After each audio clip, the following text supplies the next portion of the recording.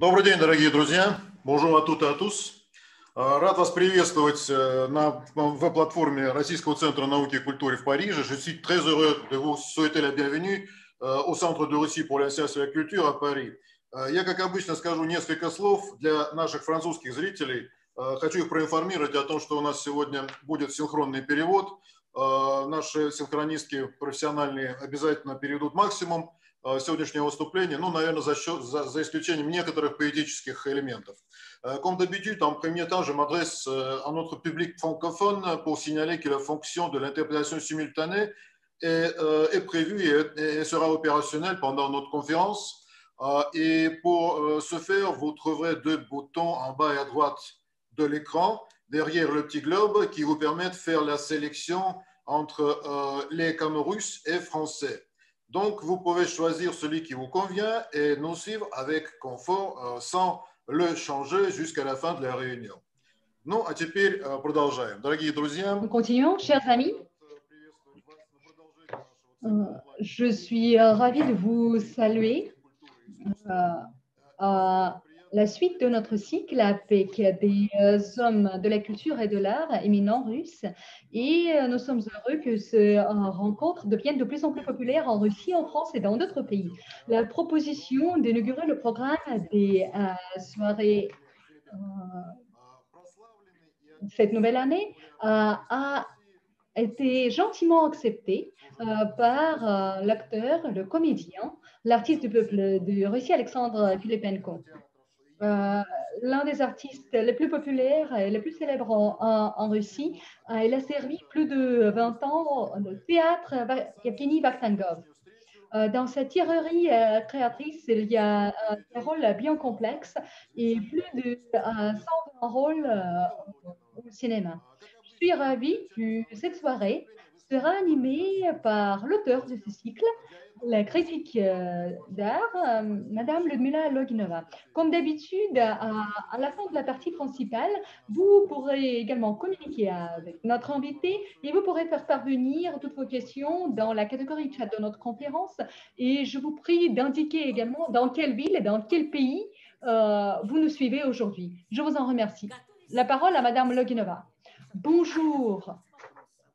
Cher Alexandre Georgievitch, lorsque je me suis préparée à cette rencontre, je me suis posé la question, lorsque j'ai été passionnée par vous comme un acteur et un comédien, si c'était un rôle de cocher l'immortel dans le film là sur les chemins inconnus, ou peut-être un rôle dans le film Mon ami Ivan Lapchin, vous êtes la personne qui est impossible à être imitée.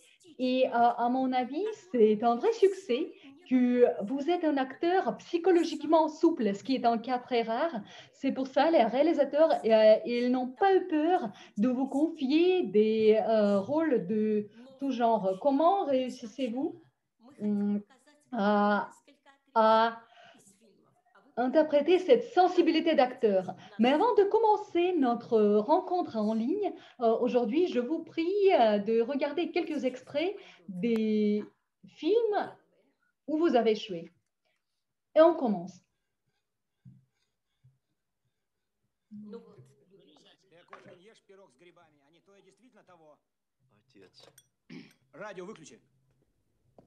Я тут старушку одну лечил, чудная старушка. Все мыло себе варила земляничное. Ваша, говорит, кошками пахнет. Температурила, позавчера померла. И в моей творческой кинобиографии мой друг Иван Лапшин занимает... Dans ma biographie cinématographique, mon ami Ivan Lapchin est toujours en première ligne. C'est au top du classement. Oui, on voit comme vous êtes si lent et c'est en même temps éloquent.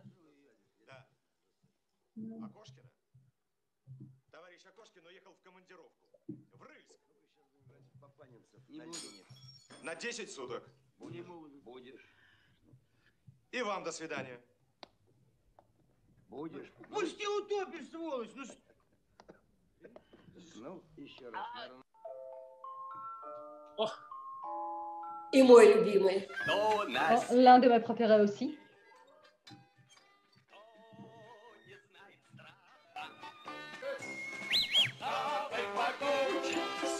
надо здесь сказать об этом, что забываю. Автор сценария Эдуард Успенский, в прошлом писатель сатирик.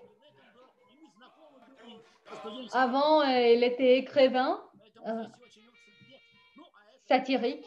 Et là, ce film, bah, vous connaissez très bien. Местный участковый. Старший лейтенант Санько. Очень хорошо. А вы кто будете? Я? Я из Мура. Капитан Кондратьев. Ой, это ж какой год? 75-й, по-моему. Quelle année? Je crois que c'est 75. У вас есть постановление? C'est là où je commençais. Je m'en souviens très bien. Так, значит, вы из 42-го отделения? Да, товарищ Кондратьев, из 42-го отделения, старший лейтенант Санько.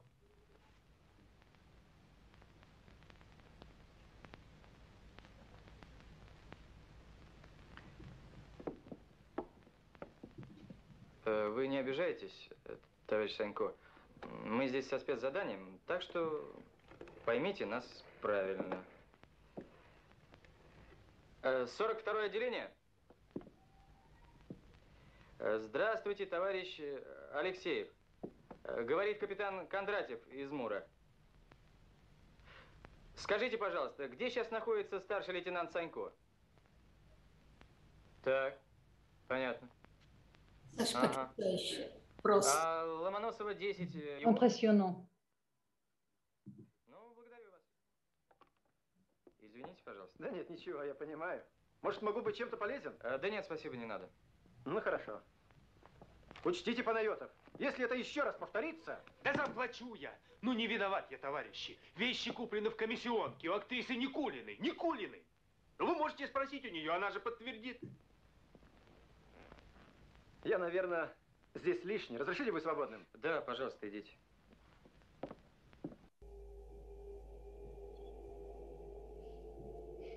Да, да, да. Торпедоносцы.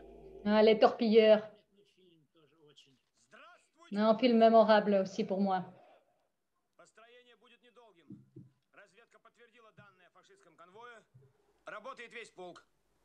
В районе цели прикрытие будет обеспечено. Изменения по связи есть? Позывные канал прежние. Метео. Облачность 6-8 баллов. Видимость до 10. Временные снежные заряды. Продолжайте. Товарищ генерал, решите Вы опоздали на 1,5 минуты. По моим часам... Ваши часы можете выбросить.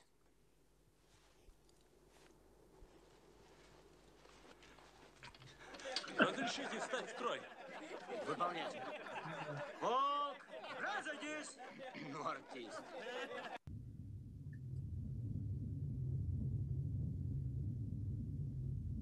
Удивительный фильм Марка Захарова, да? Марка Захарова. Tuer les dragons, un film également impressionnant, réalisateur Marc Zakharov.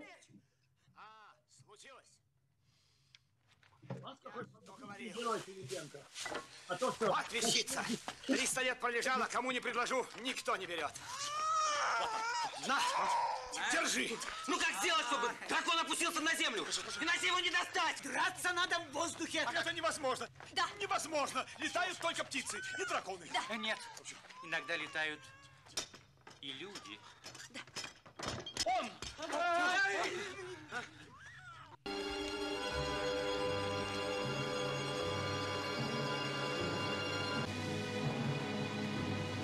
Михаил Александрович, не прикажете ли я велю дать телеграмму вашему дяде у Киев?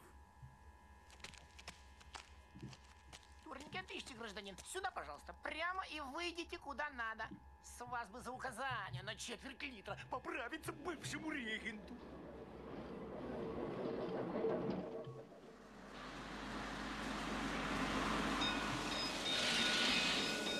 Ты живешь рядом, да? Это рядом.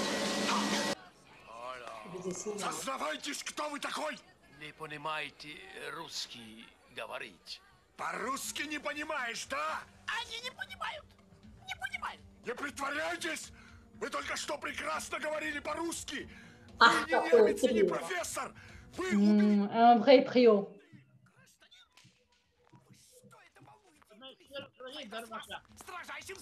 C'est l'un des premiers rôles de Sergei Garmash.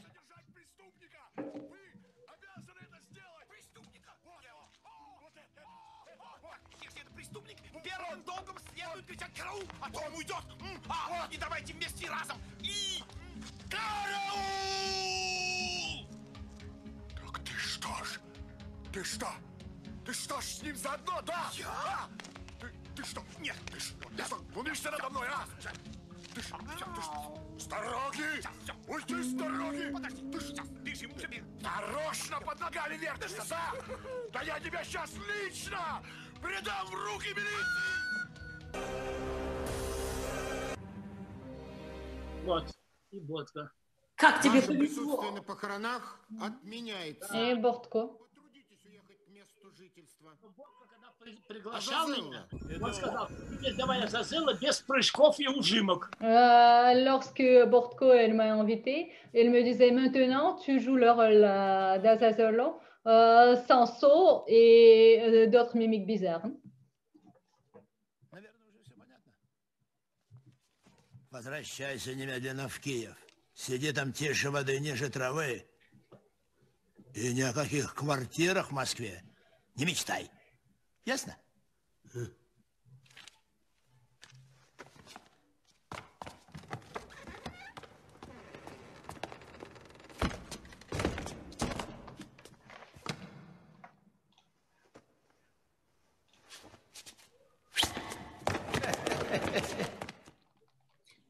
Ну, замечательно. Très bien. Et maintenant, juste en quelques mots, comment tu réussis à atteindre cette sensibilité d'acteur? Vous voyez, c'est mon genre préféré par sa tragique et mon école préférée, bien évidemment, l'école Vakhtangov. Je vous remercie beaucoup de ces extraits. En effet, ce sont des meilleurs films de ma biographie cinématographique. Ce sont parmi les 5 meilleurs films de mon œuvre. Mais en effet, ce ne sont pas que tes meilleurs films, mais les meilleurs films de notre cinématographie soviétique et russe.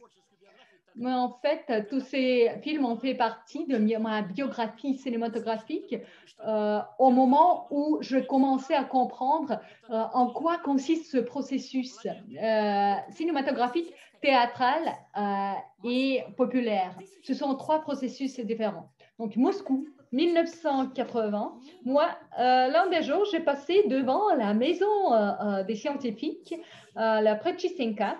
J'ai remarqué une affiche, Mikhail Zoshenko. C'était déjà une affiche remarquable. Et en plus, j'ai vu une mention à côté, récite le comédien du théâtre Vakhtangov, Alexandre Filipenko. C'était impossible d'y pénétrer, mais j'ai été parmi les spectateurs et c'est là où j'ai été envoûtée par vous comme personnalité et comme acteur. Dites-nous comment vous avez eu cette idée de prendre ces auteurs et de transmettre leur art littéraire afin que vous et nous puissions être envoûtés par l'auteur. On commence par Zoshenko. L'acteur récite l'extrait de Zoshenko. La maison Noé.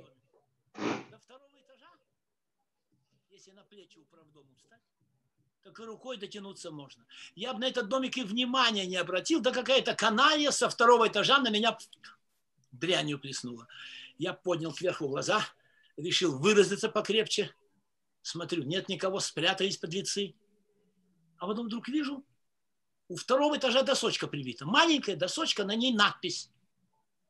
Уровень воды 23 сентября 1924 года. Ого, думаю, где водица-то в наводнении была? И где ж, думаю, несчастные жильцы спасались?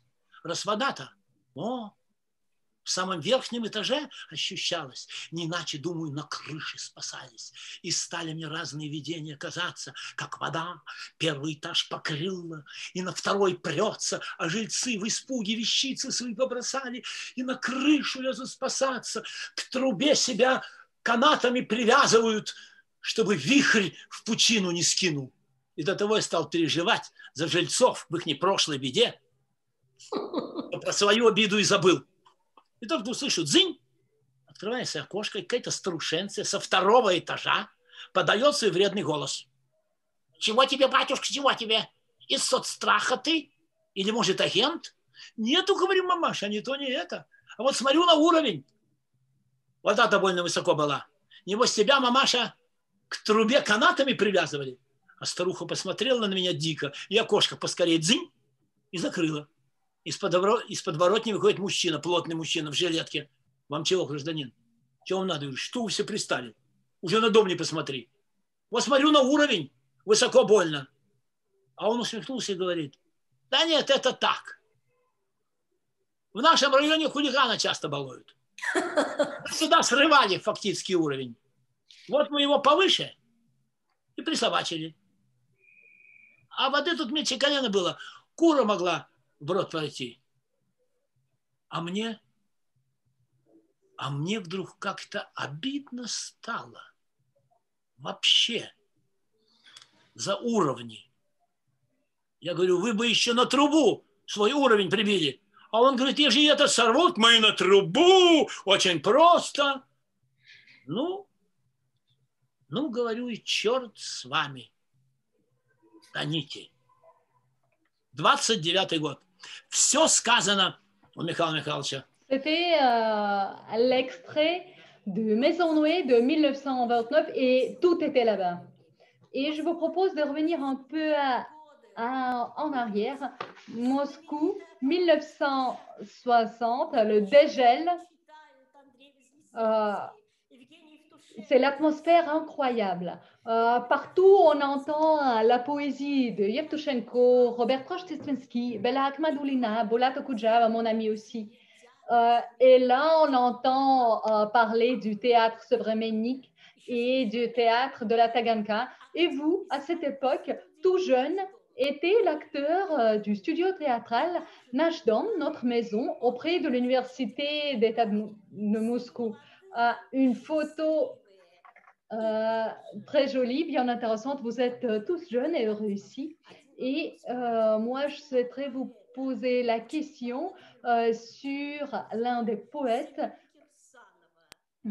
Semyon Kirsanov, qui était élève de Vladimir Mayakovsky.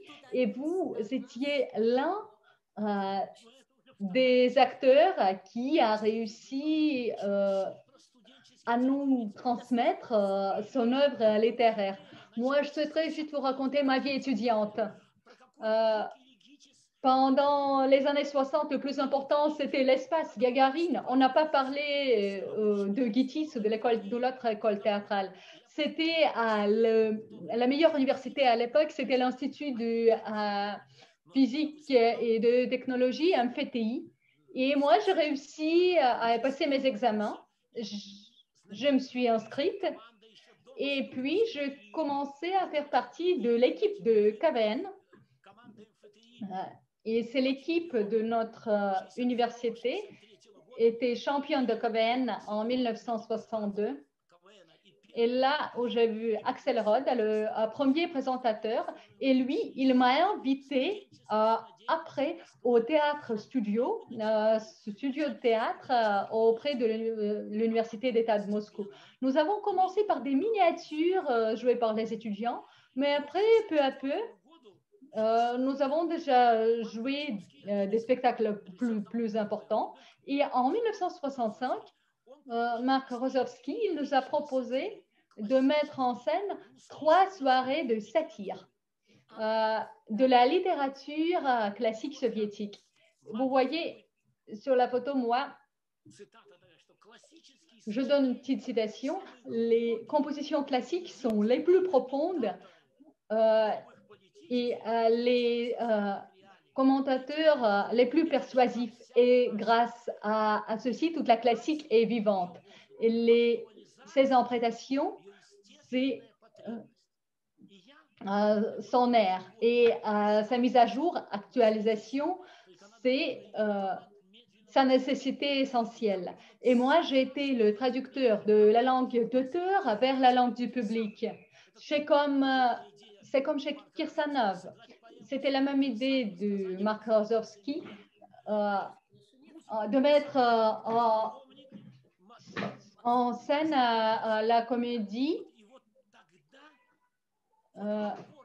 sur le tsar Yemelyan.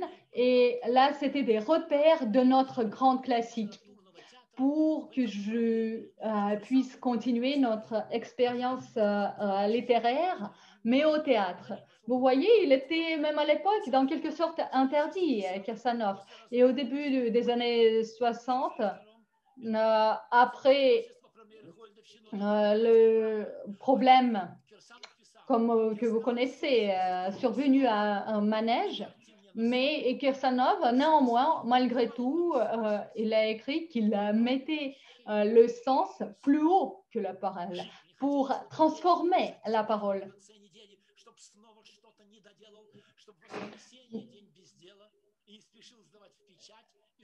L'auteur cite Kirsanov. Et je cite encore une ligne. Pour cette raison, entre les poètes, le poète a été riche par ses projets.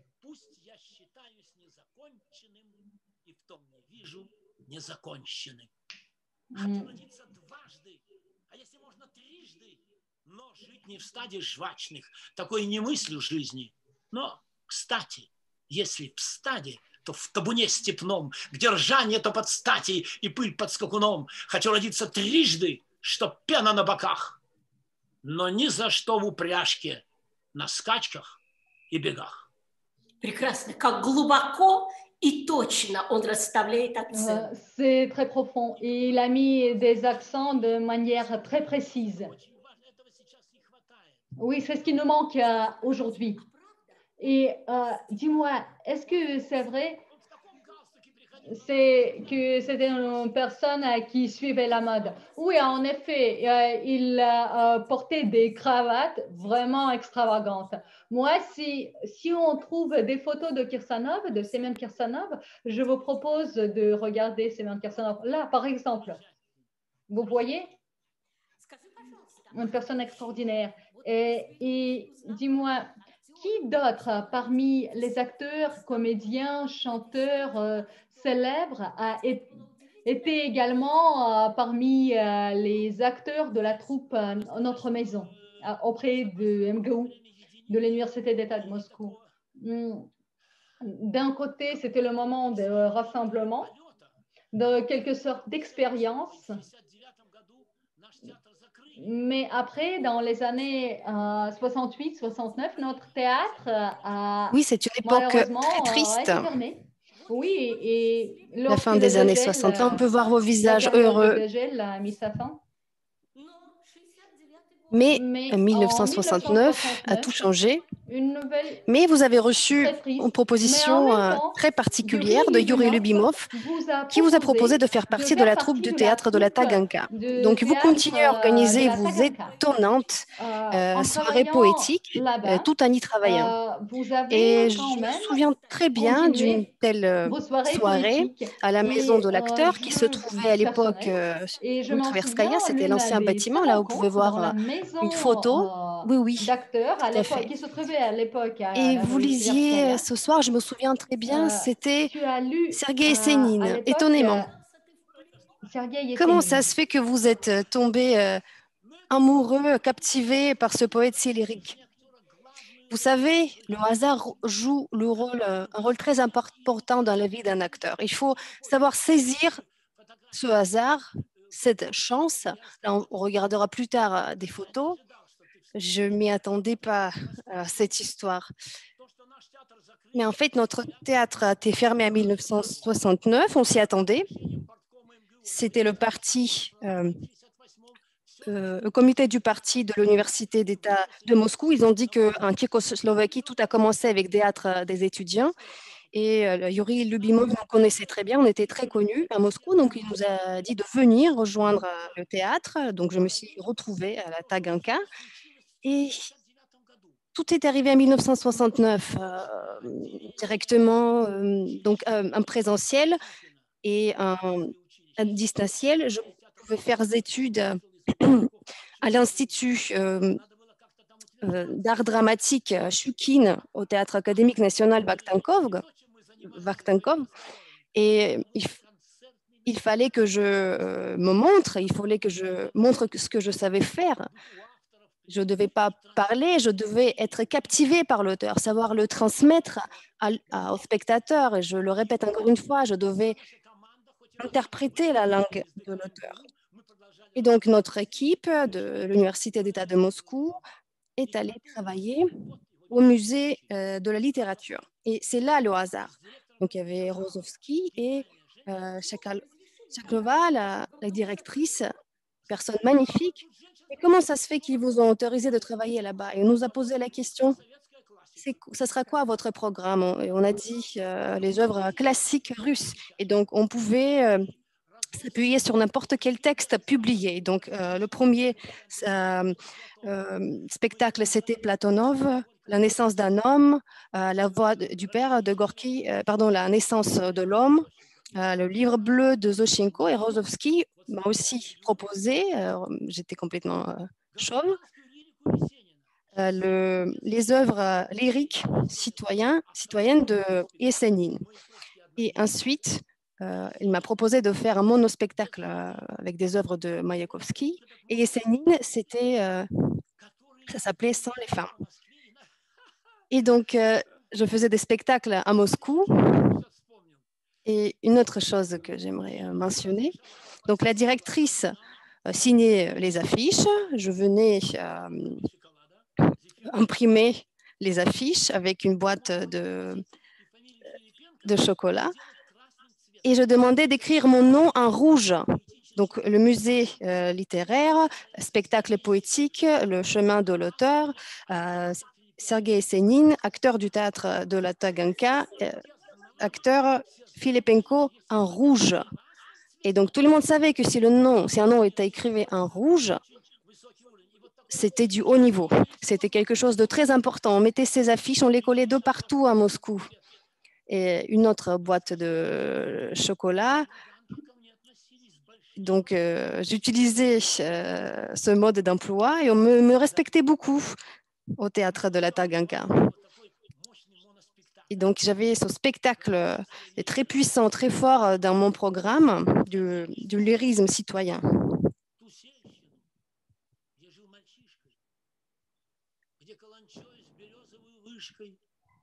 Взметнулась колокольня без креста.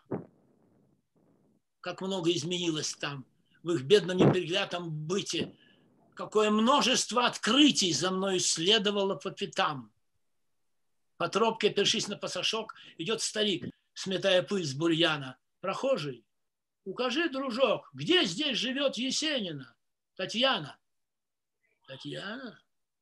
Он за той избой. А ты что, сродни? Аль, может, сын пропащий? Да, сын, но что, старик, с тобой? Скажи мне, чего ты так глядишь скорбяще? Добро, мой внук, добро, что не узнал ты деда. Ах, дедушка, уже ли это ты? И потекла печальная беседа слезами теплыми на пыльные цветы. Тебе, пожалуй, скоро будет 30.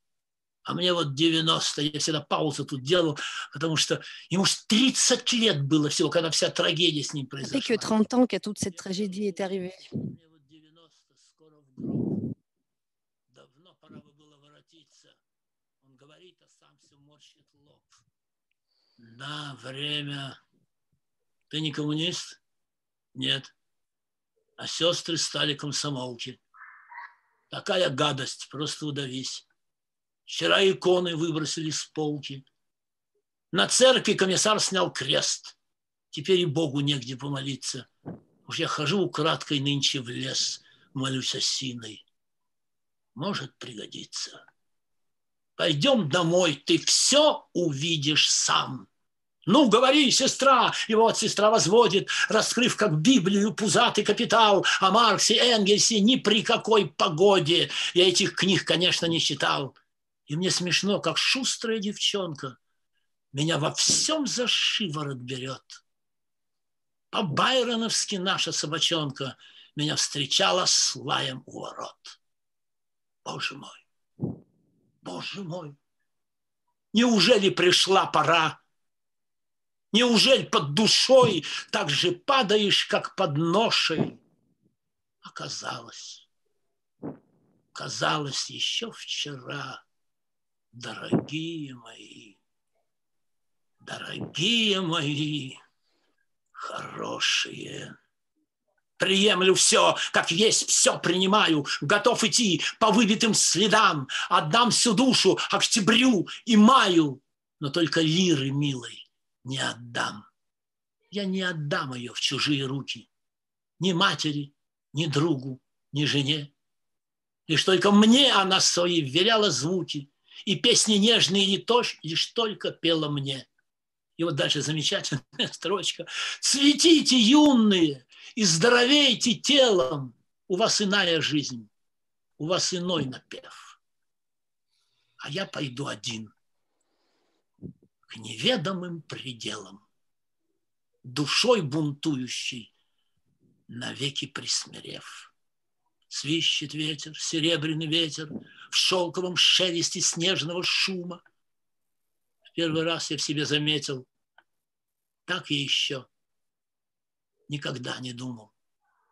Пусть за окошком гнилая сырость. Я не жалею, я не печален.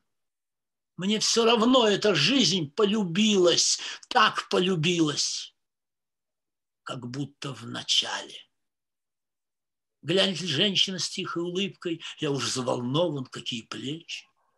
Тройкой проскачет дорогу и зыбкой, я уже в ней и скачу далече. О, мое счастье и все удачи! Счастье людское землей любимо. Тот, кто хоть раз на земле заплачет, значит, удача прошла мимо. Жить нужно легче, жить нужно проще. Все принимая, что есть на свете, вот от чего, обалдев над рощей, свищет ветер серебряный.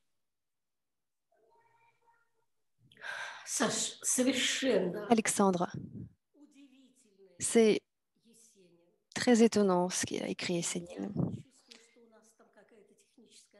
Je vois qu'on a un petit problème technique.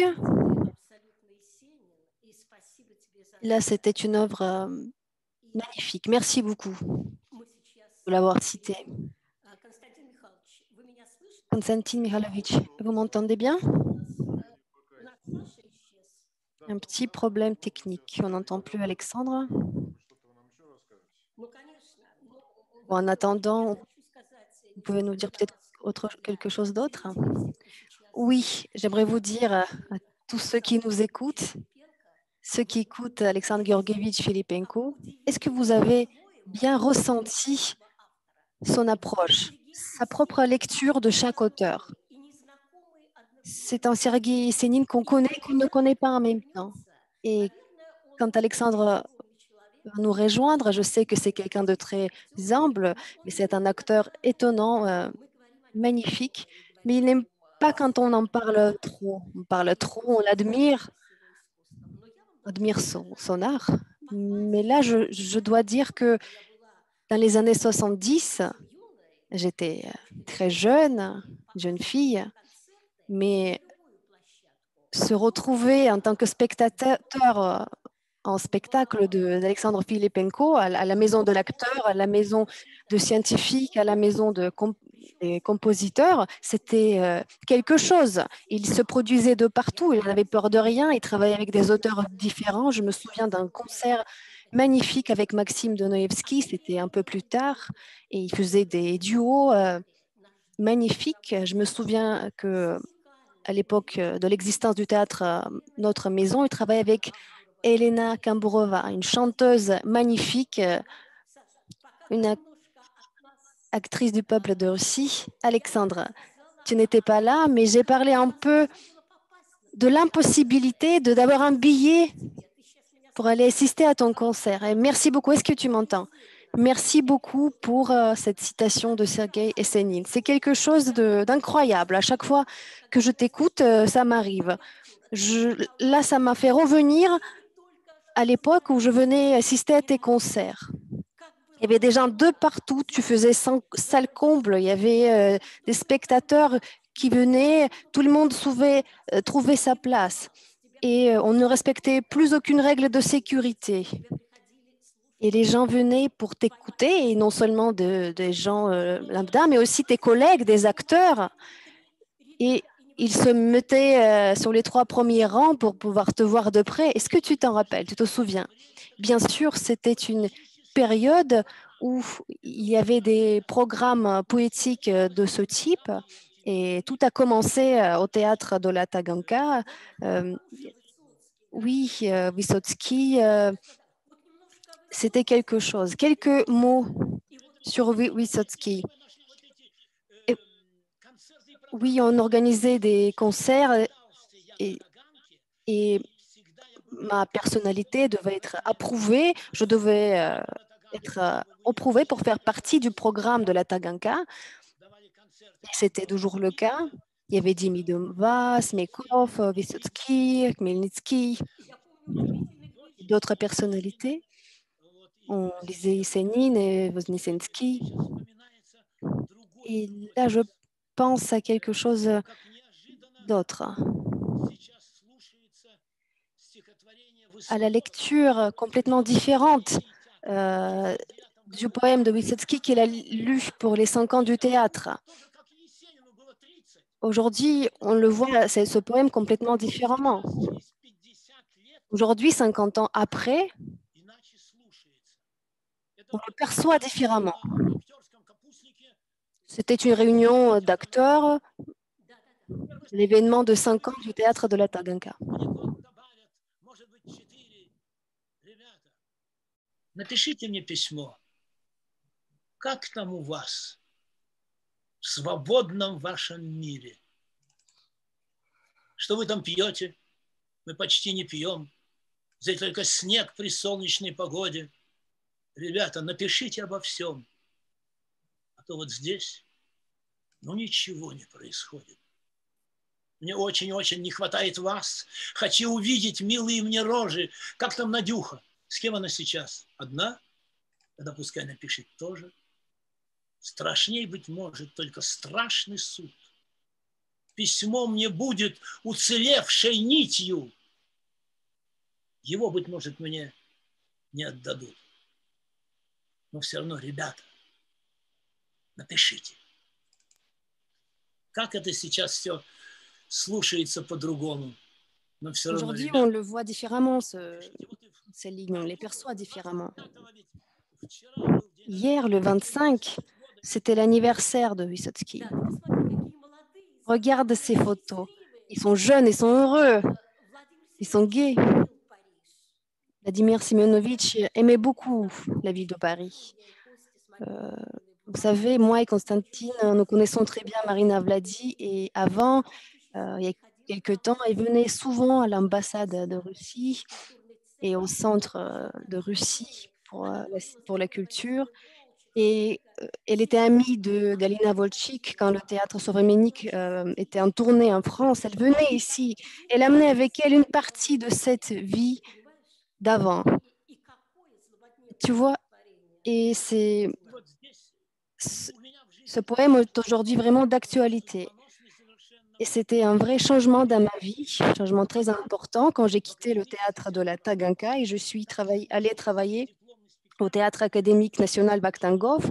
J'ai fait mon spectacle de diplôme, Gogol, les joueurs, et le metteur en scène de ce spectacle a dit qu'il y avait une proposition du comité artistique pour pouvoir produire ce spectacle sur la grande scène, sur la scène. Est-ce que vous l'imaginez? Oui, oui, bien sûr. À l'époque, on a dû organiser des séances de nuit, des séances supplémentaires pour pouvoir accueillir tout le public. Oui, ça, c'est un peu différent, mais là, ce changement, ce tournant dans ma vie, quand je suis allée travailler au théâtre académique, c'était un changement assez difficile pour moi, mais j'avais beaucoup tourné au cinéma déjà à l'époque. Et quand je travaillais au théâtre Vakhtangov, j'ai pu tourner plus. Est-ce que tu as réussi à le faire? Oui, mais quand je venais voir les réalisateurs, je lisais des textes de Yesenin, Voznesensky, Evtushenko. Oui, il cherchait de la tête. Et après, il disait tournez à droite, tournez à gauche, donnez-lui une mitraillette. Et, ah oui, il va jouer des rôles des maléfiques, des bandits, des méchants. J'avais plus de cheveux. Et donc, j'ai changé de type de rôle, hein, de caractère. Je jouais des cochers l'immortel. Un peu plus tard, quand je travaillais au théâtre académique Vakhtangov. À Mosfilm, on disait que Filipenko, c'est un représentant des forces du mal, des forces maléfiques. Et pour moi, c'était très important pour la publicité dans la vie théâtrale de la ville de Moscou et la maison des scientifiques et la maison des acteurs et des hommes de lettres. Parce que la pièce de Victor Slavkin, qui était un des acteurs de notre théâtre studio, juste par hasard, je me suis produit à la maison centrale des hommes de lettres. Vous parlez de la jeune fille d'un homme adulte. Oui, on faisait un concert à la maison des hommes de lettres. C'était des acteurs du studio d'Arbouzov et Slavkin est venu assister. Et je ne voulais pas faire quelque chose de trop classique, de banal. Donc, il a proposé de faire quelque chose d'original. Et on était chez Rozovski et on a décidé de monter une sorte de collage, de faire un pêle-mêle des morceaux de texte. On a pris la pièce de Slavkin et bien sûr, j'ai pu y rajouter quelque chose de ma propre expérience de vie. Quand j'ai parlé d'un bouc qui jouait d'un saxo, je mets entre guillemets cette phrase toujours. Oui, c'était ta carte de visite à l'époque. Et il y avait une émission à l'époque autour de l'humour. Et donc, on a proposé à la directrice de voir un extrait de ce spectacle. Elle a beaucoup aimé, on l'a enregistré. Et dans la même émission, on a vu pour la première fois Mikhail Zhvanetsky. C'était à la fin de l'automne, après les fêtes du mois d'octobre. C'était décidé de le faire après les fêtes d'octobre. Et en novembre 1978, dans le cadre de l'émission autour de l'humour, Slavkin a finalement écrit un monologue d'après. Il y avait aussi des répétitions de la pièce de la fille, de la grande fille dans ce théâtre. Et Slavkin disait que Filipenko faisait des extraits du monologue de cette pièce dans la maison des hommes de lettres.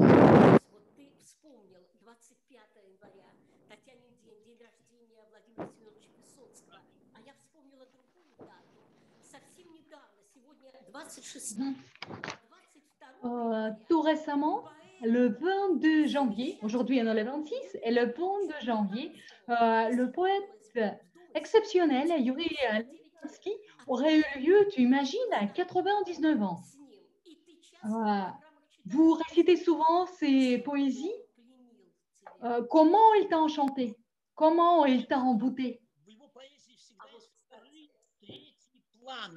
Il y a toujours des deuxième et troisième plans dans sa poésie qui m'aident beaucoup et ce qui forme l'esprit. Cette poésie, moi, je peux vous réciter quelques poésies.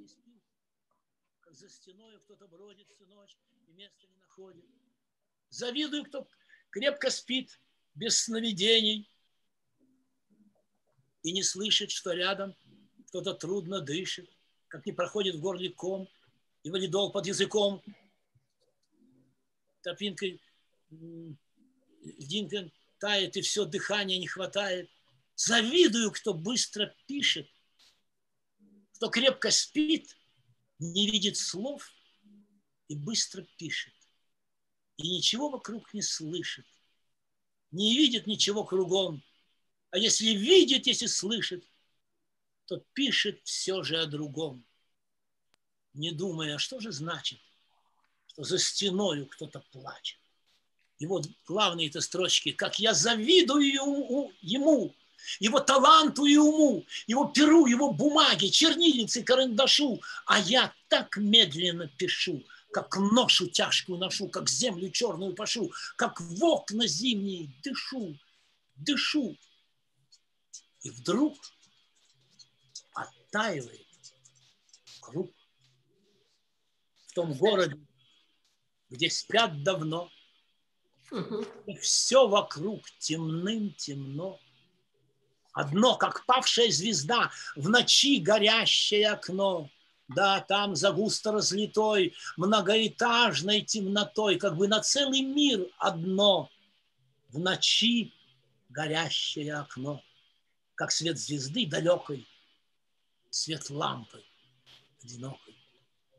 Кромешный мрак и свет живой, свет лампы или свет свечи, поэзия, вот образ твой, окно горящее в ночи, твой псевдоним и твой пароль, твоя немеркнущая роль, твое предназначение, полночное свечение. Когда молчит благая весть, и все во мрак погружено, хвала Всевышнему, что есть в ночи горящее окно, что там за прочно обжитой, невозмутимой темнотой, как за последнюю чертой, свет лампы и свет свечи на этой улице, на той, окно горящее в ночи. Там сквозь завалы зим и лет моих друзей не меркнет свет, и в час, когда все спят давно, когда вокруг темным-темно, горит Тарковского окно, горит Самойлова окно, там и мое окошко от них неподалеку еще живет покуда и светит понемногу. Еще живет покуда, горит и слава Богу, горит себе не гаснет, старается, как может. Я просто аплодирую. Bravo, bravo, applaudissements. L'auteur est exceptionnel et votre lecture était également exceptionnelle. C'est vrai, tu as deviné, il aurait dû avoir 99 ans et je crois qu'à l'occasion de ses 100 ans, je vais faire un programme dédié à Levitansky. Il y a une poésie intitulée En tentative de réconciliation. Et c'est en effet la chose importante dont on a besoin. Je vous récite cette poésie.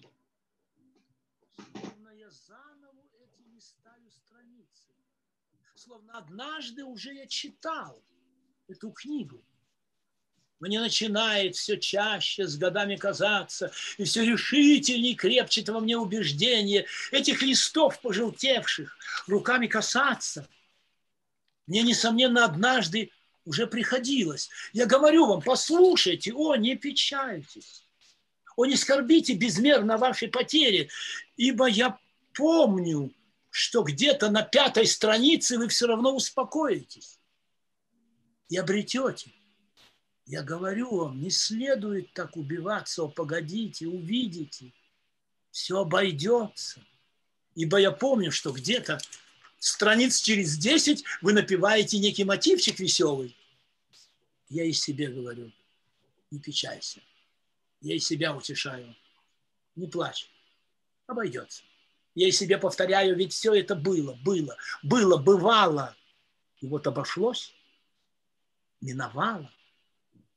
Я говорю себе, будут и горше страницы, будут горчайшие, будут последние строки, чтобы печалиться, чтобы заламывать руки.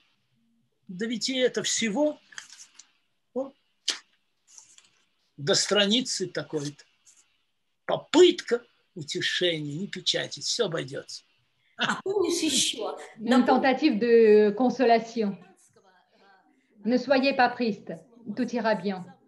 Est-ce que tu te souviens du film de Menchov qui a tourné notre célèbre film Moscou ne croit pas aux larmes, et c'était Tatiana et Sergei Nikitin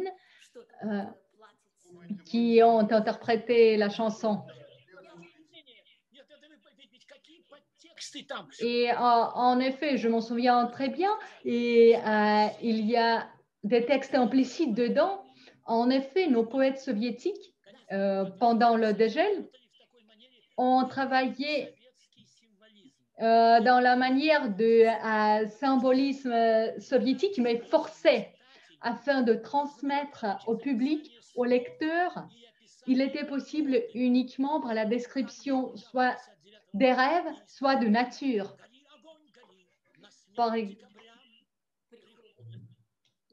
Allume le feu, allume. Je chante la chanson. Et par exemple, chez Levitansky, une citation. Et par quoi on terminera? Par l'avril. Qu'est-ce qu'il en suit? Il faudra coudre. Il faudra coudre des robes de satin. Et dans le texte implicite chez Levitansky, vous croyez qu'on pourra les porter? Est-ce qu'ils ne seront pas interdits?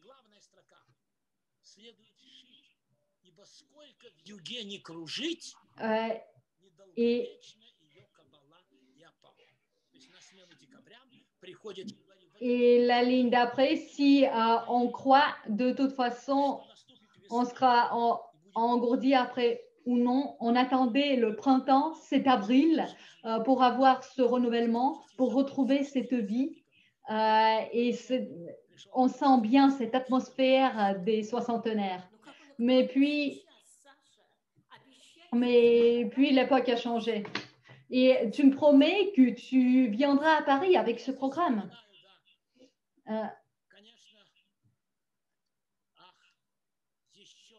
Oui, bien évidemment.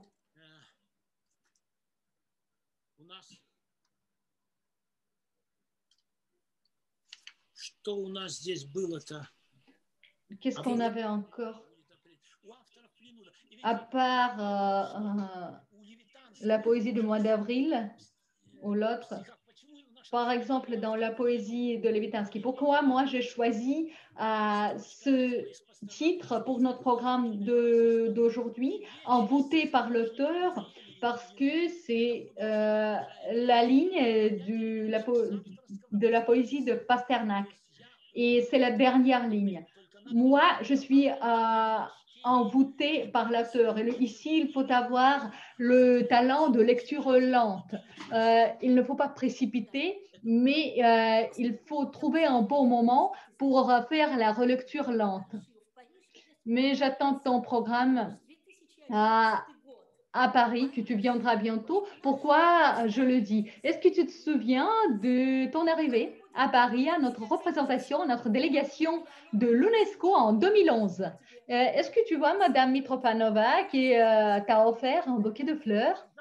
C'est très bien que nous avons des photos de cette rencontre. Et là, on te voit, et derrière, ce sont des tableaux d'Alexei Begov. C'était son exposition temporaire à l'époque, qui a été accueillie dans les salles de notre délégation de l'UNESCO. Et toi, je m'en souviens comment tu as été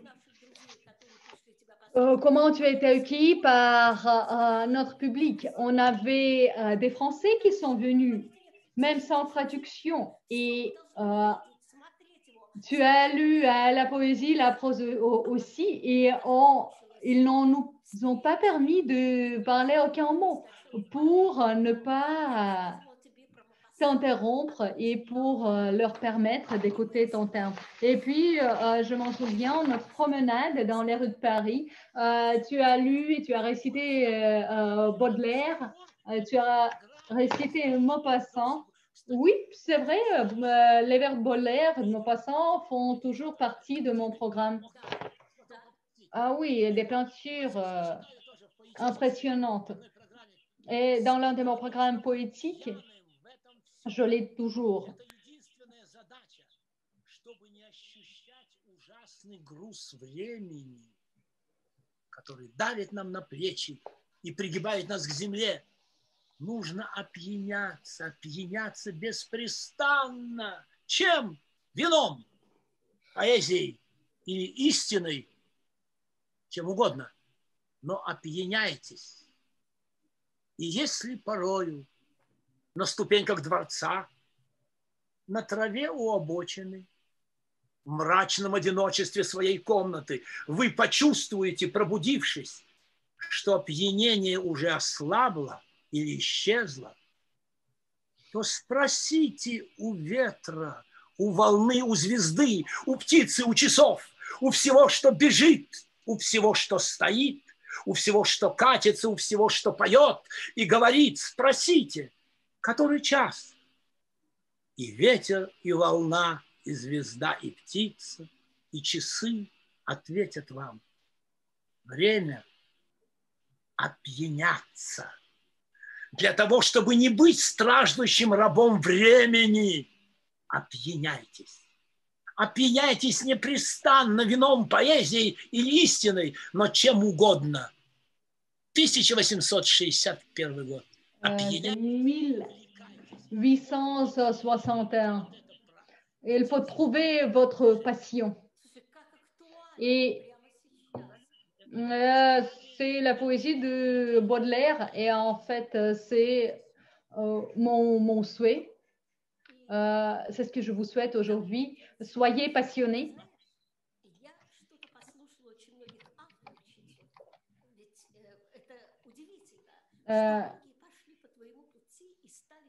Soyez enivrés même de tout. Et on continue. Moi, en fait, j'ai vu pas mal d'acteurs et comédiens qui ont suivi tes pas, comme Bezrukov ou d'autres comédiens contemporains, mais c'est très rare que quelqu'un des artistes ou comédiens professionnels qui quand même souhaitent prendre dans leur programme poétique ou littéraire les extraits de l'auteur satirique qui malheureusement nous a quittés récemment, Mikhail Jvanetsky. Comme l'épigraphe de mon programme, j'ai pris ces vers théâtre. Je lis.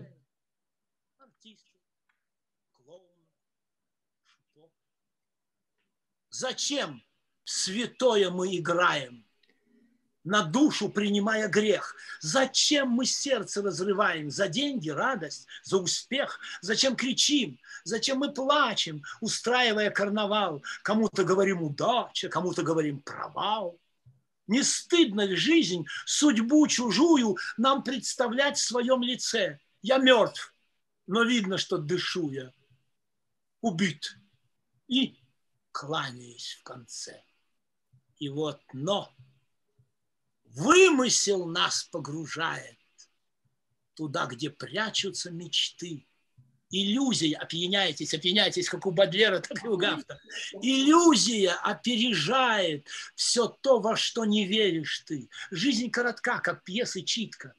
Но если веришь, если опьяняешься, если веришь, будешь жить. И театр – сладкая попытка вернуться, что-то изменить, остановить на миг мгновение, потом увянуть, как цветок, и возродиться вдохновением. Играем, разрешает Бог. Театр. И мне посчастливилось тоже... Théâtre de Jvanetsky. Oui, j'ai eu de la chance. de Gaft, excusez-moi, de Gaft.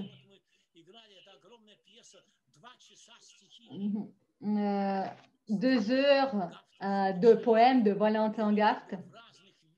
Lui, on a lu ces poèmes. Vous voyez, c'était des écoles théâtrales des époques différentes. Puis, moi, j'appartiens à l'école Vakhtangov. Gaft, il appartenait à l'école de MKAT, donc de l'école théâtrale artistique de Moscou. Et moi, j'en souviens, les applaudissements à la fin. Et on nous a demandé les deux de lire encore des poésies. Et lui, il a lu ses propres poèmes.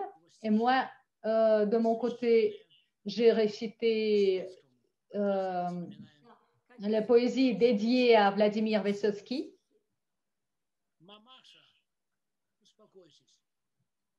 Он не хулиган. Он не пристанет к вам на полустанке. В войну Малахов с гранатами такие шли под танки. Такие строили дороги и мосты. Каналы рыли, шахты и траншеи, всегда в грязи, но души их чисты. Навеки жилы напряглись на шее. Что за манера сразу за наган? Что за привычка сразу на колени? Ушел из жизни Маяковский хулиган, ушел из жизни хулиган Есенин, чтобы мы не унижались за гроши, чтобы мы не жили, мать, по-идиотски. Ушел из жизни хулиган Шукшин, ушел из жизни хулиган Высоцкий. Мы живы, а они ушли туда, взяв на себя все боли наши раны. Горит на небе новая звезда. Ее зажгли, конечно, хулиганы. Замечательные стихи Гафта. Une très belle poésie de Valentin Gaft. Est-ce que tu te souviens des épigrammes de Valentin Gaft?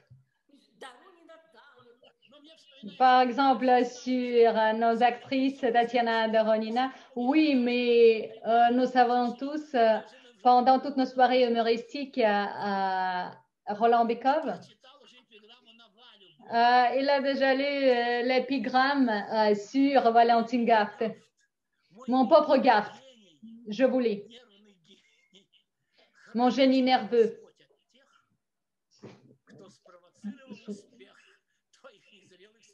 Soyez protégés par Dieu de ceux qui ont provoqué le succès de tes compositions, de ta poésie, pas encore mûre à l'époque. Ah oui, moi, c'est aussi engravé dans ma mémoire. Et maintenant, j'aimerais me permettre, un peu comme on fait au théâtre, d'entrouvrir les rideaux. Je vous lève la voile. Pour annoncer votre nouveau monospectacle qui s'appelle Bonjour Mikhail Mikhailovitch.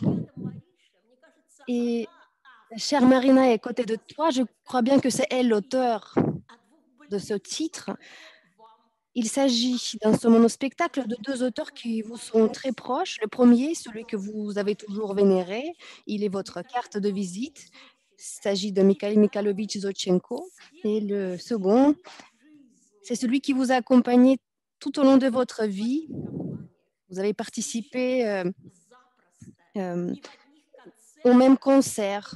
Vous le voyez lors des sorties. Il s'agit bien évidemment de Mikhail Mikhailovitch Zwanetsky qui nous a quittés récemment, malheureusement. Regardez cette photo, toute cette pléiade. Vous êtes tous ensemble, tous auteurs et récitants en même temps. Une magnifique photo. Oui, on organisait des soirées d'auteurs. Oui, vous êtes produit aussi à la télé. Oui, bien sûr. Et quand on parle de Bonjour Mikhail Mikhailovitch, je n'ai pas vraiment envie de C'est compliqué d'entremêler Zoshenko et Jvanetsky. C'est compliqué parce que nous avons commencé ensemble. Il a aussi joué au studio d'étudiants, au théâtre d'étudiants avec Ilchenko. C'était une époque dorée. On était jeunes.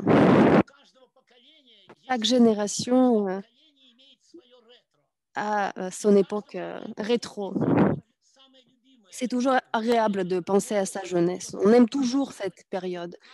Et j'aimerais souhaiter à chaque génération de considérer sa génération, sa meilleure période de sa vie. Et bien sûr, l'époque des années 50, des années 60, ce monologue de Jvanetsky.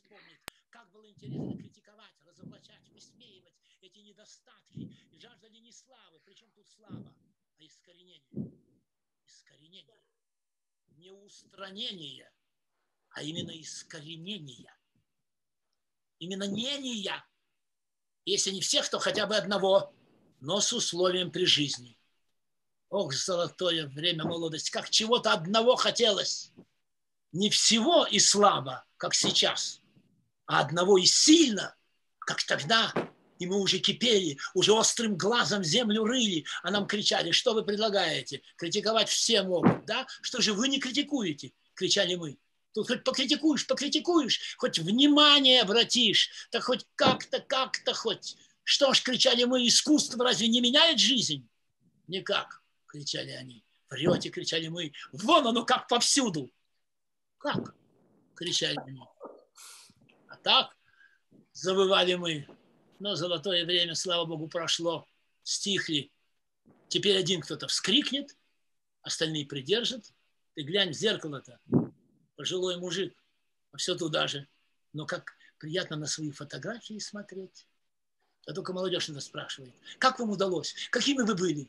А что нам удалось? Какими мы были? И кто мы такие вообще? Я не знаю тоже. По-моему, смотреть на нас в любом состоянии большое удовольствие. Мы сейчас кипим. Раньше по поводу непорядков, теперь по поводу неудобств. Но кипим. Нас так и найдут по испарениям. Вы в каком году родились? Моя радость. В 80-м. Самое интересное вы пропустили. Мы боролись, нас запрещали. Это благодаря нам. Вы теперь. Не слушай, мальчик, мы спасались. Мы спасались в юморе, мальчик, в юморе. Туда мы ушли с головой, там мы до сих пор. Поэтому нас и не видно. Мы не умели пить в зрительном зале и танцевать у сцены. Когда мы держали на плечах наших девчонок, мы возбуждались, и мы не видели ничего. И они не видели ничего, хотя там и видеть было нечего. Это были одни сплошные похороны. Ну, спроси меня, спроси. Задай любимый вопрос журналиста. Что было самого веселого в вашей жизни? Вы услышите ответ. Похороны членов Политбюро. Это было красиво, весело и целый год. Дальше реприза, которая сейчас непонятна молодежи. В магазинах появлялась незнакомая еда. Появлялась незнакомая еда. С утра по всей стране звучала красивая музыка. А какие играли музыканты, мальчик. Какие музыканты. А мы не знали в честь кого.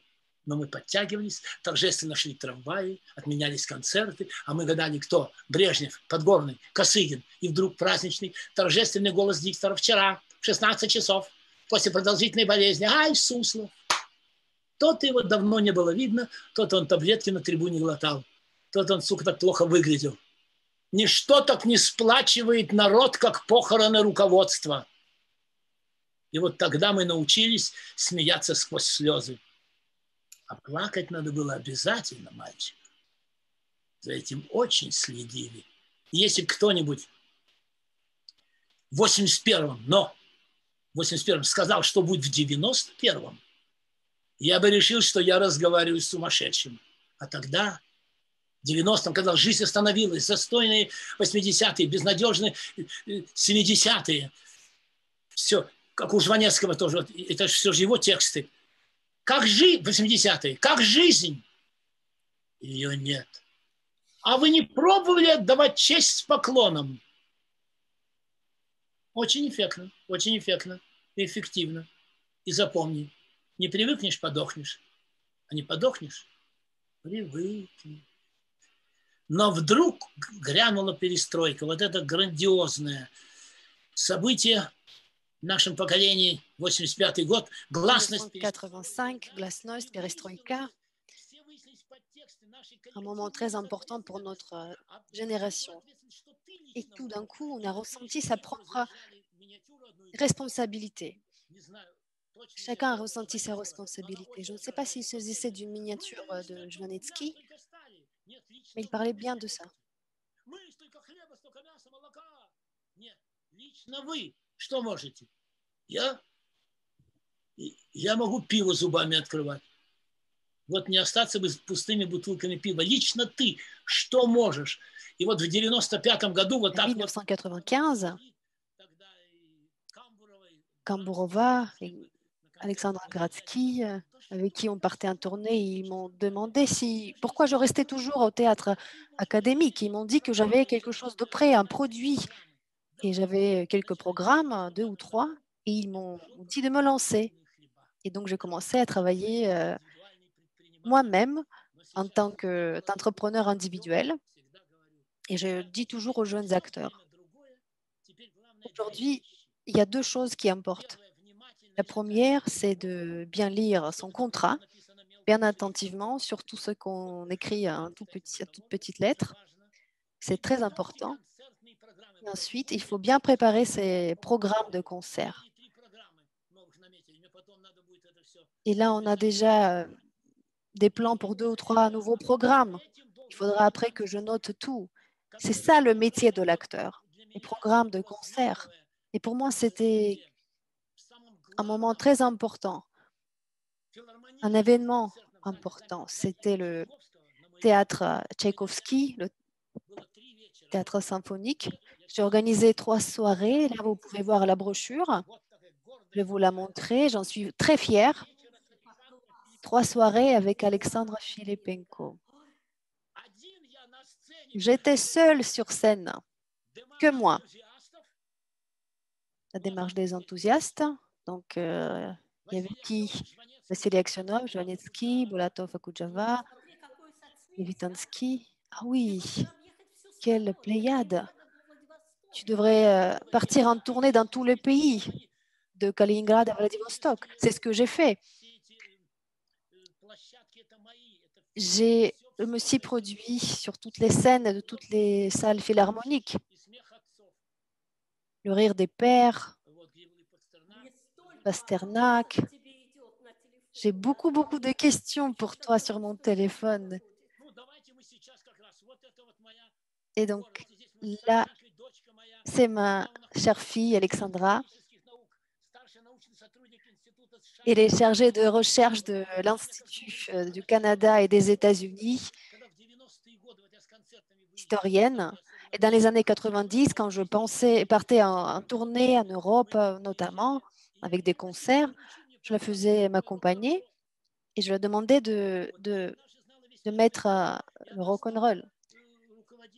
Elle connaissait bien mon programme, donc elle a commencé à travailler avec moi en tant qu'ingénieure de son, à m'accompagner.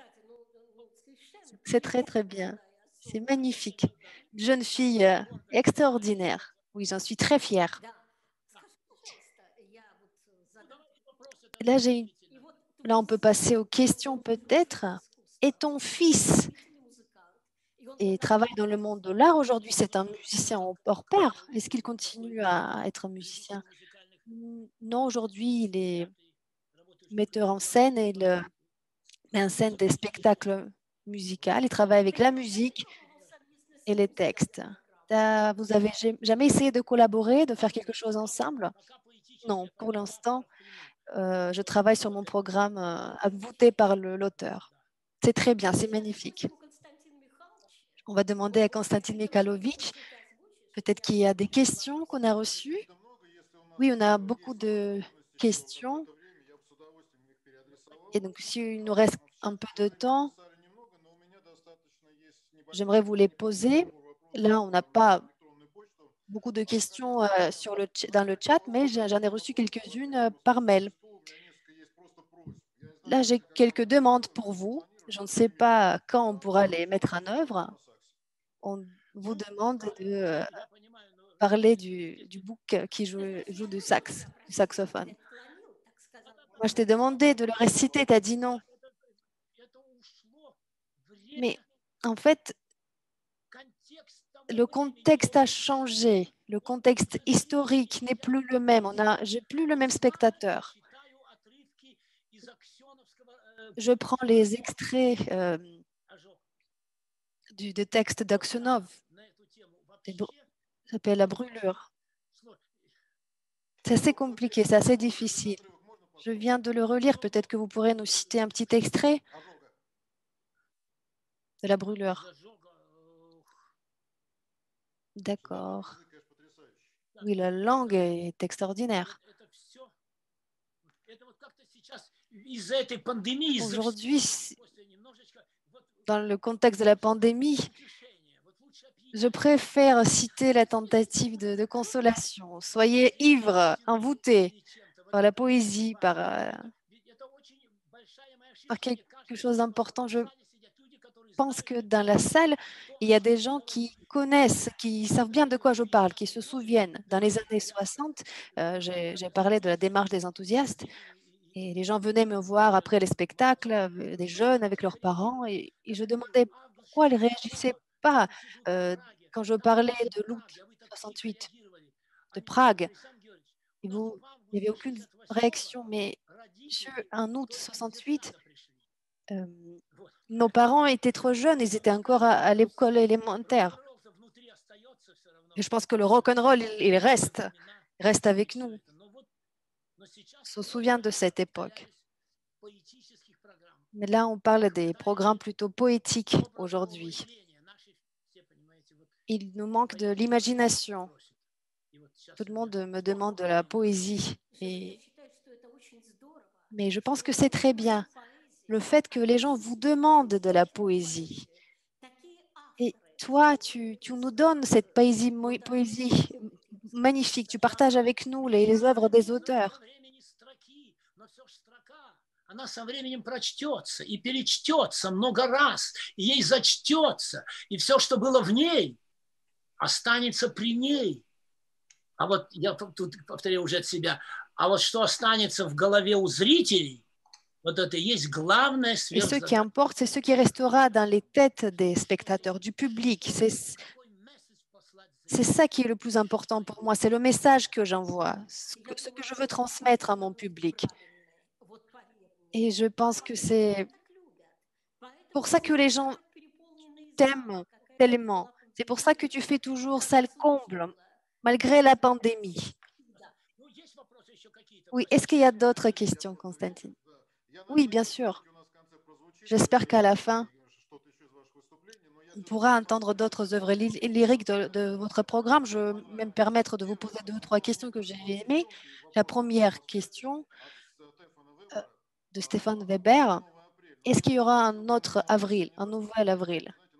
J'aimerais bien que vous nous répondiez non seulement du point de vue de 68, de ce parallèle. Je pense que là, il faut parler de quelque chose de plus large, de la pandémie, du chaos qui règne aujourd'hui dans le monde, de la perte de repères actuels.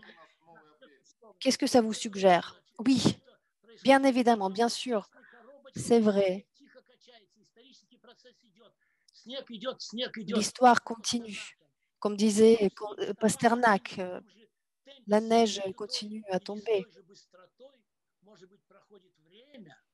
Может быть, за годом год следует, как снег идет, или как слова в поэме, или у Вознесенского. Человечество хохочет, расставаясь со старьем. Что-то в нас смениться хочет. Мы, как время, настаем. Обязательно. С этой верой я продолжаю. Bien sûr, il faut y croire. Cette foi fait partie de moi. Je pense que vous avez su transmettre votre optimisme à votre public. On comptait bien sur ça en préparant cette rencontre. Merci beaucoup pour ces sentiments. Et là, il s'agit de la 130e année de Bulgakov, le 130e anniversaire.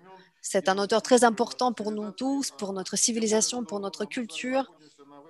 Et sachant que là, nous voyons dans le cadre d'une téléconférence, nous avons déjà invité une petite nièce de Bulgakov qui vit en France. Et le public a bien sûr réagi à vos rôles dans Le Maître et Marguerite. Quels étaient vos sentiments après chaque rôle? Quel film vous a été plus proche? Je pense que Korolev m'était plus proche. Ce rôle m'était plus proche. On a commencé par ça. Bulgakov, ce n'est pas un auteur du quotidien. C'est le réalisateur qui doit trancher, qui doit juger de cet aspect du quotidien. Mais Korolev, il est différent. Bien sûr, j'ai joué dans le film mon ami Ivan Lapchine.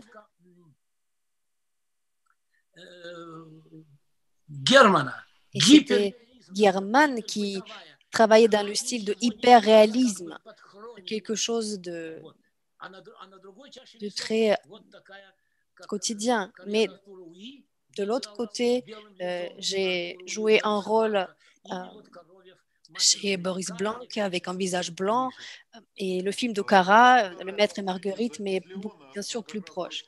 Nous avons une spectatrice qui vit à Lyon qui dit qu'elle préfère le rôle d'Azazello, mais là, on peut comprendre. Qu'est-ce que vous pensez de l'œuvre de Bulgakov dans l'ensemble et qu'est-ce que ce roman représente pour vous?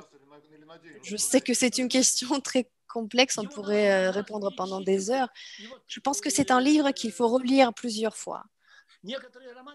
Et certains romans, comme disent des critiques intelligents, disent que certains romans possèdent un effet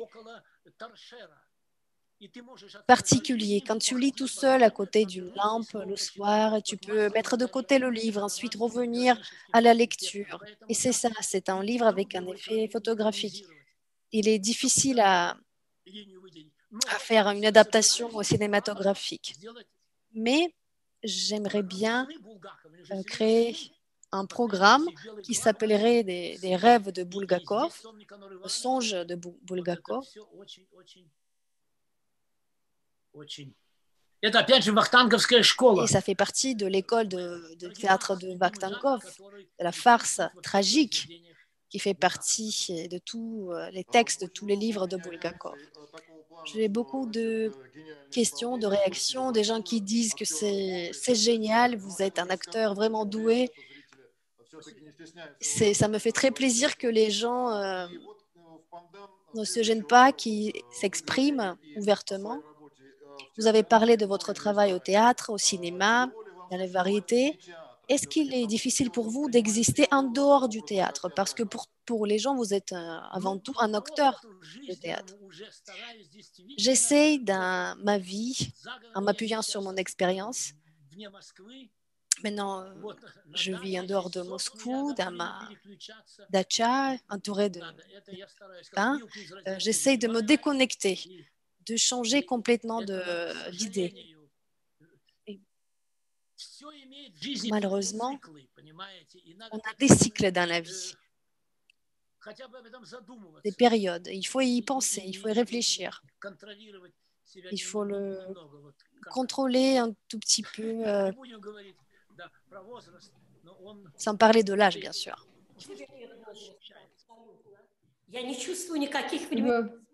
En fait, moi, je ne sens aucun changement temporel de temps.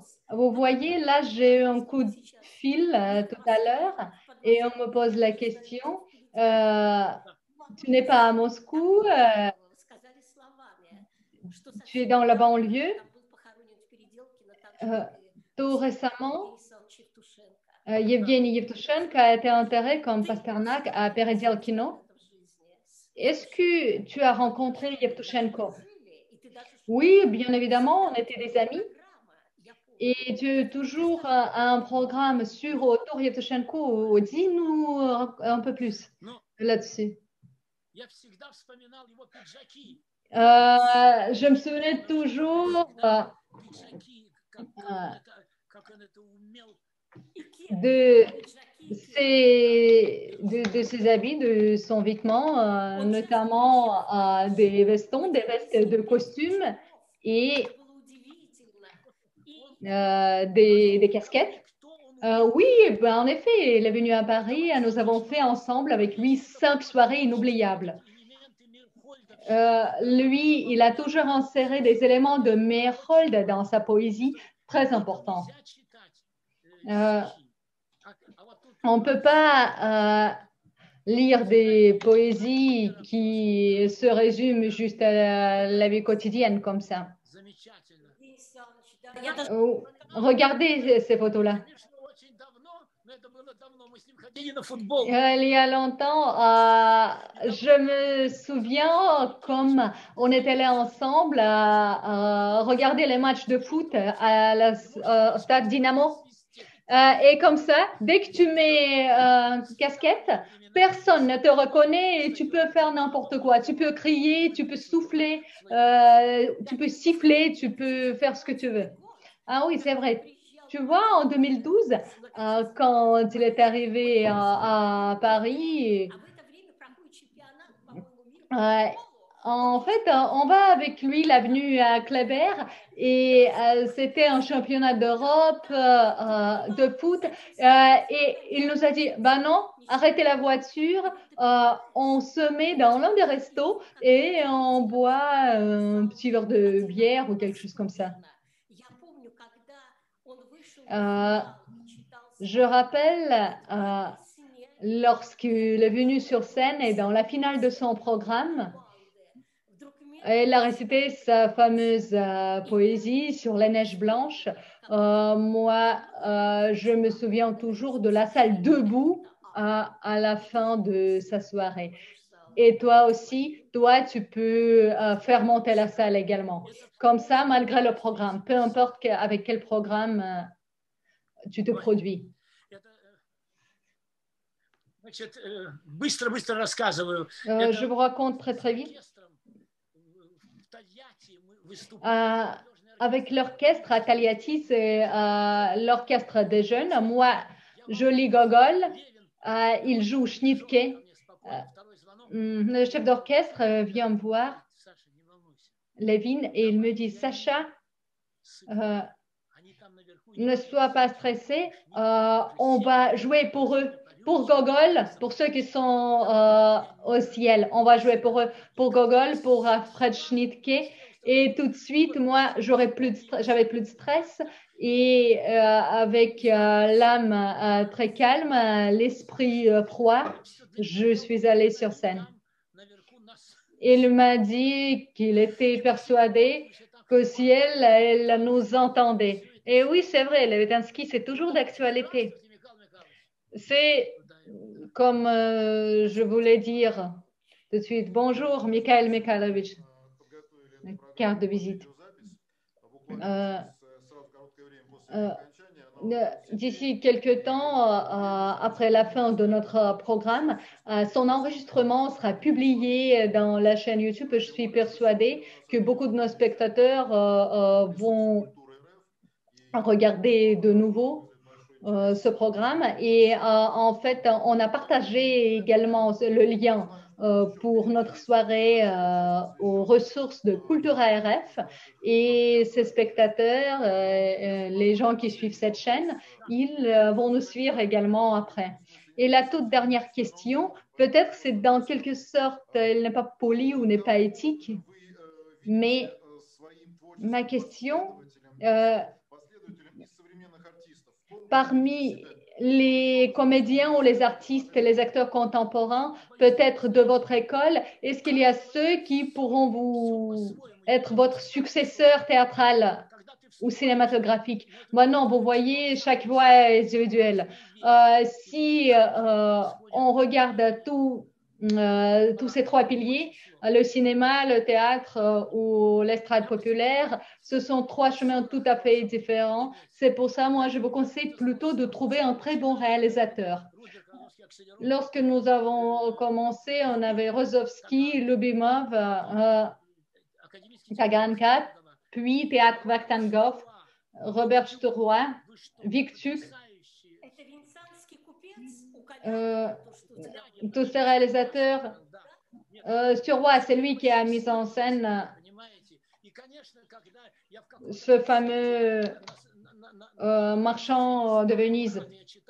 Et en fait, l'ancien théâtre de MKHAT, le théâtre académique de Moscou, c'est Yefremov qui m'a serré la main. Et moi, je ne comprends pas, Zoshenko, Voltaire, Levitansky, tu as tous les genres, tu as tout. Parfois, par exemple, dans la salle Tchaïkovski, en Philharmonie, vous mettez une affiche. Ben non, tout est complet déjà. Mais moi, de toute façon, je demande et je mets même ce point dans le contrat afin que cette affiche soit dans un lieu le plus possible, le plus visible, pour que Zoshenko ou Dovlatov ou un autre acteur soit visible à tous, parce qu'elles ne sont pas imitables, elles sont exceptionnelles, toutes ces personnalités.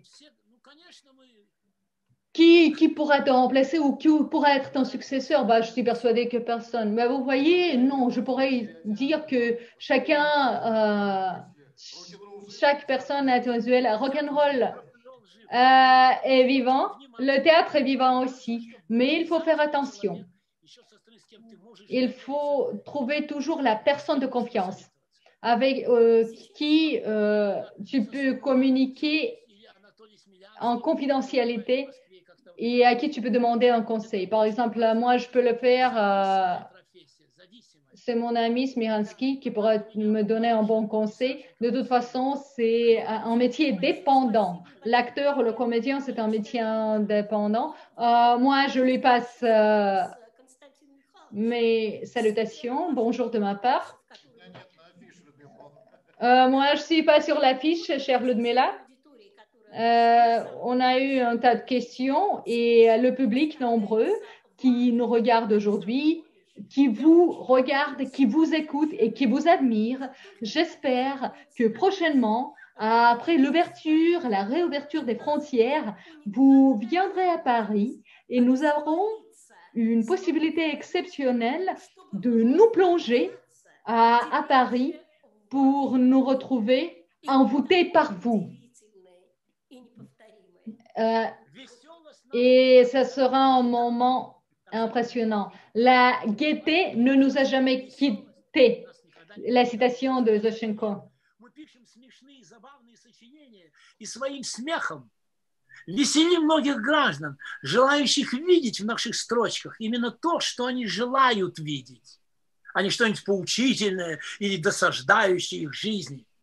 Французский писатель, философ Вольтер в свое время своим... L'écrivain Voltaire, grâce à ses sourires, elle a réussi à atteindre les feux sur lesquels les gens ont été brûlés. Nous, grâce à notre talent très humble, nous voulons juste vous allumer et vous illuminer avec une petite lanterne afin qu'ils puissent comprendre ce qui est bon, ce qui est mal, ce qui est médiocre.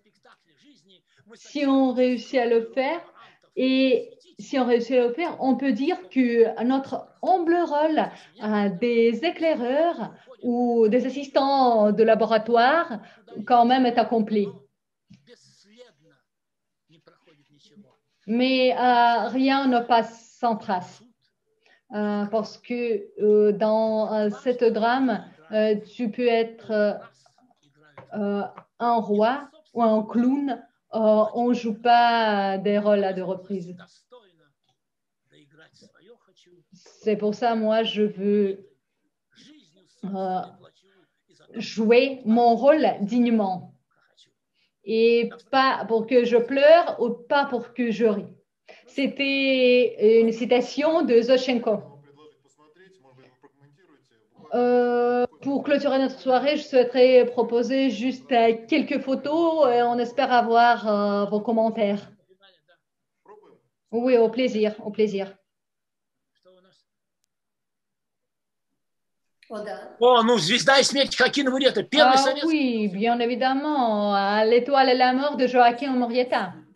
C'est la première comédie musicale russe, soviétique. Le metteur en scène et le chorégraphe pour ce spectacle étaient sublimes les deux. Et Grammatikov était le metteur en scène. Là, né par la Révolution, le film, c'est là où on a commencé. Réalisateur, il filme très très bien. C'était la première série qui a été filmée dans les intérieurs authentiques. Un jour dans une prison, l'autre jour dans la campagne. Tous mes héros maléfiques. Là, Abvagadeika, Семен Фарада, Tatiana Nepomniachtchaya et Vladimir Tochilin. Et est-ce que Slava Polounine était parmi ces acteurs aussi? Non. Polounine, elle n'en fait pas partie. C'était une émission éducative pour les enfants, intitulée Abvagadeika, et c'est Edouard Ouspensky qui nous a soutenus dans ce projet. Mikhail Ulyanov. Quand c'est le moment où il est devenu le directeur de ce théâtre. Je cite Valentin Gaft. Lui, littéralement, il peut diriger pas que le théâtre, mais aussi la gare et même le télégraphe. Là, sur le chemin inconnu, le cocher immortel, Maurice Blanca. Moi, je souhaiterais proposer d'interpréter le rôle d'Arthur Louis. Mais je souhaiterais proposer ce rôle, pas pour le théâtre, mais quand même pour le cinéma, mais avec...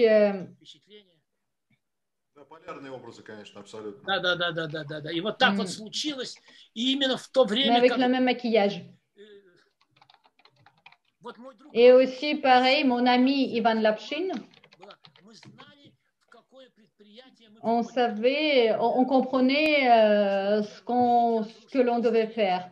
Parce que German, le réalisateur, c'est quelqu'un qui casse tous les stéréotypes. C'est pour ça qu'on a obéi sans précédent. La grande salle de Tchaïkovski, vous voyez, soirée avec Filipenko, 3 soirées avec Alexandre Filipenko. Si quelqu'un souhaite faire la même chose, bah essayez. Ce ne sera pas facile. C'est une grande salle du conservatoire. C'est là, vous vous souvenez de l'histoire que je vous ai racontée sur Gogol et Schnittke? Là, c'était des jeunes, deux professeurs du conservatoire. Ils m'accompagnaient au piano. Il y avait 2 pianos et mon réalisateur, il m'a beaucoup aidé. La salle était comble. Là, malheureusement, suite à la pandémie, nous avons reporté, nous avons décalé la date de ce spectacle. Le 1er avril, vous voyez la date, l'anniversaire de Gogol. Et oui, au piano, ils nous ont accompagnés aussi aux percussions. Merci beaucoup. Un grand plaisir de vous avoir aujourd'hui. Je sais très bien, je comprends très bien comment vous êtes attendus dans d'autres pays et sur d'autres plateformes. Moi, j'ai eu hier au téléphone plusieurs directeurs des centres culturels russes ailleurs en Europe. En fait, c'est un peu jalousie envers nous, comme Nous sommes les premiers parmi tout ce que peuvent vous accueillir et nous espérons quand même vous voir en présentiel. Nos locaux, notre salle et notre public vous attendent. J'espère bien que nos locaux deviendront un lieu pour vous où vous pourrez réaliser, mettre en vie toutes vos idées, même qui sont nées aujourd'hui. Avant de vous laisser partir, je vous propose de suivre notre tradition. Comment on finit d'habitude nos visioconférences? J'invite tous à nous joindre pour la photo de famille avec notre artiste préféré que l'on admire, l'artiste du peuple, Alexandre Filipenko. J'invite donc toutes les personnes de mettre leur caméra. Tout d'abord, pour ceci, vous levez la main et ainsi vous pourrez transformer votre statut de spectateur au participant. Donc, vous levez la main et ainsi nous pourrons vous faire partie de notre photo de famille afin que vous puissiez avoir cette photo avec notre artiste du peuple. Est-ce qu'il y a d'autres personnes qui souhaitent le faire? Il nous faudra juste quelques instants afin que l'on puisse ajouter toutes les personnes qui veulent le faire. On commence. Est-ce qu'il y a d'autres personnes qui souhaitent être avec nous sur la photo de famille? Je vous prie d'allumer vos caméras. Je vous prie d'allumer vos caméras.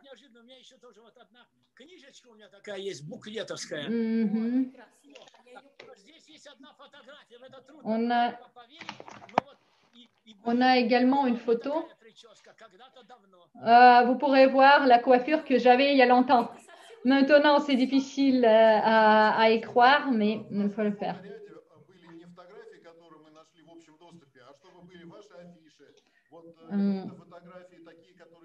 Nous souhaiterions voir les affiches ou les photos que personne ailleurs ne pourra aller voir. C'est pour ça qu'on espère vous voir en présentiel chez nous. Et je te remercie beaucoup, cher Sacha, que tu es toi-même. Je te remercie beaucoup et je suis sûre que tu ne deviendras pas une autre personne. À notre prochaine rencontre à Paris. Mes meilleurs souhaits de santé, de l'inspiration créative et beaucoup de voyages en France. Merci.